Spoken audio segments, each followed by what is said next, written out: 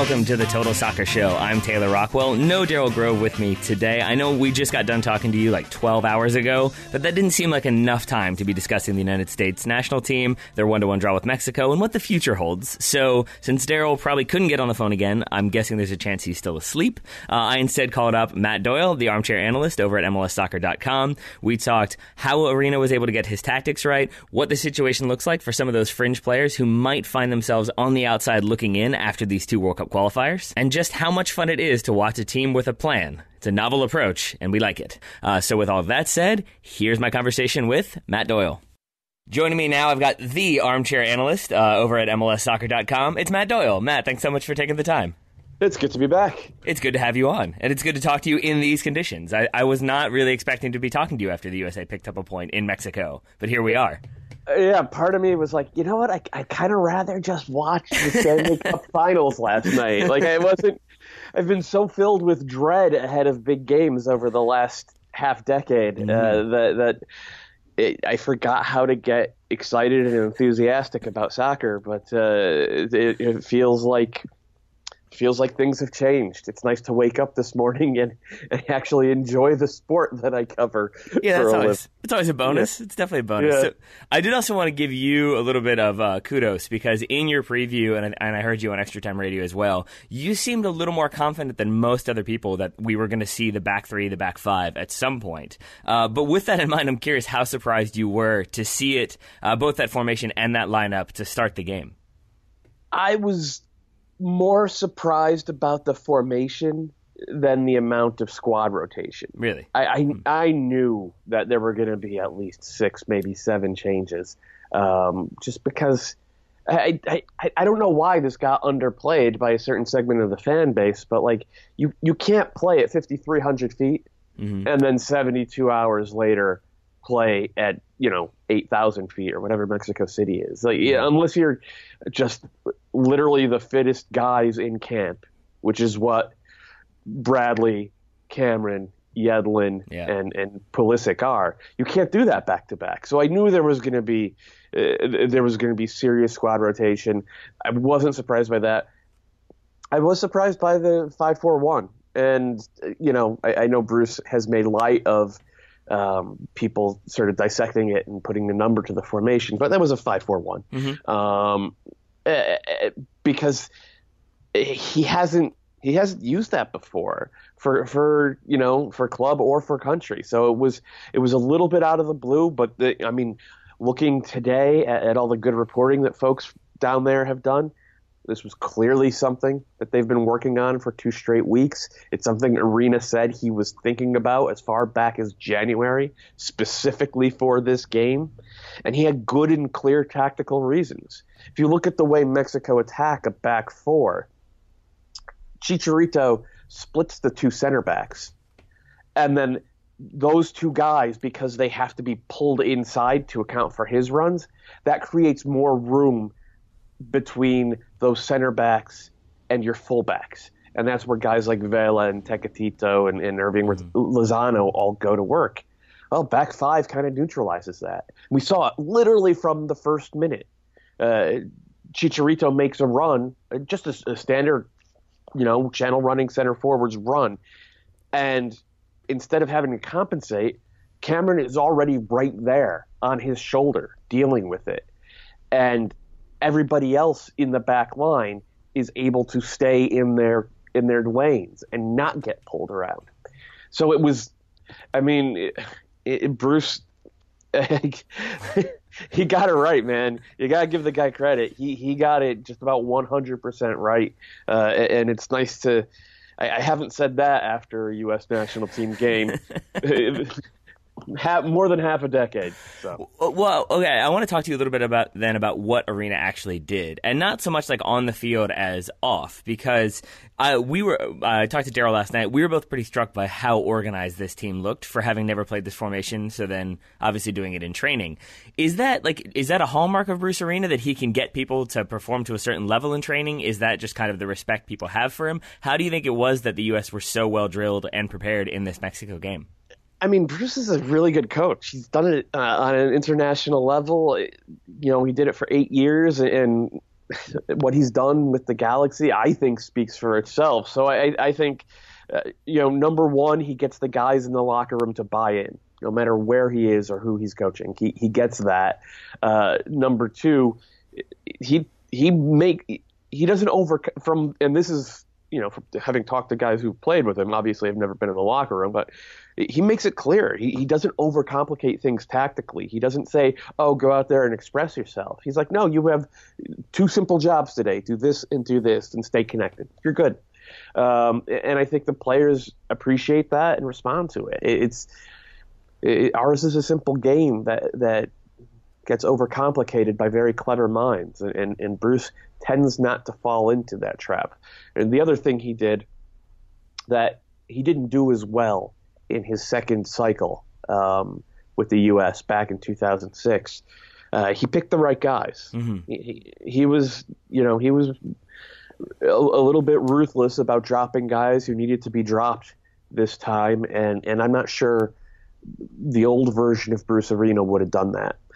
So when you have those three things together, you end up getting pretty good results. Well, one of the questions I did have for you that Daryl and I discussed last night was he had this idea that soccer is simple and that we overcomplicate it. I was going to ask you if you agree, but you've answered that one, so well done, Matt. So I'll just move on to this question. Speaking of that old guard, Jermaine Jones was there. He was doing an analyst work for Fox. I'm wondering how displeased you think he was by what he saw in Kellen Acosta in that game. I'm not gonna cast aspersions on Jermaine's character like that. I mean, I get it. It's a fun joke to make, but I don't think that's in Jermaine Jones's makeup. Mm-hmm. I will say this: he has never been a player that I've particularly enjoyed watching, but he always emptied his tank in the service of the U.S. whenever he was on the field. So I hope that I hope the fans remember and appreciate him for that, and I hope his next game is his last game for the U.S. and it's some sort of testimonial and a friendly. Yeah, that's totally fair. But that does make me wonder, though, where do you think he is in Arena's estimations then? Do you think he is still kind of a squad player who he might call on, or do you think he is, if fit, in the automatic 27-man roster, let's say? No, I think I have a hard time imagining a role for Jermaine Jones at this point. Acosta's pretty clearly the best number 8 in the pool. I think guys like Roldan and Delgado from MLS both have good arguments. I think that maybe we see Danny Williams at some point as well, even though Bruce seemed to dismiss that. But the fact is, Bruce is at this point, he's trying to make the pool smaller. Mm-hmm. He's not trying to keep it big because he's got 12 months to make really tough decisions and figure out who the right pieces to add are around that core. And the core is Pulisic, Cameron, and Bradley in that order. And maybe after last night, we add Kellen Acosta to that as well. Mm-hmm. And where is Clint Dempsey in that pool, do you think? He might be with Jermaine. Really? Yeah, I mean, I think Clint will have a role in the rest of 2017. But and look, he still has the ability to score goals that nobody else in the pool scores, and that's a really valuable thing to have off the bench in the World Cup. But if Clint can't handle being a seldom used sub, then Bruce will drop him. Go ahead. Well, I was just going to say, because I haven't heard much more about it. Maybe it's been extensively covered and I've just had my head in the sand. But have you heard any more about the kind of, it looked like dust-up he and Arena were having after the Trinidad game? Was that just sort of Deuce not wanting to come out? Or was that maybe overblown because of the way it looked on camera without sound? I haven't heard more about it, but I don't think it was nothing. Yeah. And that's Clint. He's a competitor, and I'm sure Bruce respects that, and I'm sure Bruce wants that level of competitiveness from his guys. But He's also got to make the right decisions in terms of locker room balance and guys who will accept roles. And it's up to, Father Time is undefeated. So it's up to Clint to realize that if he's going to make it to 2018, it's not going to be as a guy who goes 90 minutes every game. It might not even be as a guy who goes every game for 15 minutes. He might have a small part to play, and he's going to have to embrace that. Well, one gentleman who I'm very happy if he always goes 90 minutes, and especially lately, is Jeff Cameron. I know you were pretty pleased with what you saw from him. Daryl wanted me to ask you about a specific thing, because it sounds like he talked to you a long time ago about who in the U.S. could fill like the Rafa Marquez spot if they ever tried to play back three, if they needed somebody to kind of organize the defense the way Rafa Marquez does. He wanted me to ask you if you think Jeff Cameron is a player capable of fulfilling that role for the United States. Well, he certainly was last night. The U.S. got roasted by Avila on the counterattack, and that was it was a great individual play, and it was maybe Kellen Acosta being a little bit too naive to commit the tactical foul that he needed to commit at midfield, but it happens. But other than that, Mexico did not put a shot on goal. The U.S. had everything in line. They had the back line and the midfield line tight. They were stepping as a unit, and they were organized. And if you look back over the last couple of years, when Jeff Cameron is in there, they are organized. When it's anybody else, they tend to be less organized, and I'll leave it at that. So I think he proved a lot last night. He's proved a lot in his career over the last few years with Stoke. And part of my head is already searching for who is the next Jeff Cameron, because he's 32. He's not a kid. So if he gets hurt in the next year, who is capable of doing that? And one of my biggest worries right now as a U.S. national team fan is there isn't a clear answer. I think it's Matt Hedges, but we don't know. Hopefully Hedges plays lights out at the Gold Cup, and by this time in August we will have our answer. Man, I'm a little nervous that you've dedicated a lot of time and energy to figuring this one out, and your solution is maybe Matt Hedges. I feel like maybe that points to the severity of the problem if Jeff Cameron goes down. Perhaps, but I think we underrate Matt Hedges. I think he's pretty clearly better than Omar Gonzalez, and Omar is a guy who starts for the CONCACAF Champions League champions. Omar wins titles wherever he goes. I think Hedges is actually a level above him, and we just haven't gotten a chance to see it yet because we didn't have a national team coach until January of this year. So I'm actually confident that he'll answer that question pretty thoroughly and pretty positively, and then I'll be able to relax a little bit and continue to enjoy soccer. Well, I would like that, yeah, because I think it was more so that I was just ready for okay, here's our list of 5 or 6 guys who can fill the Jeff Cameron role, and then Matt Hedges question mark, and it was oh boy, that could be a problem. It is the thing that I think the U.S. needs to get better at is creating defenders who aren't just specimens or aren't just ball-playing defenders in the way that Tim Ream was. And by the way, Tim Ream had easily his best performance for the U.S. last night, and what a stage to do it on.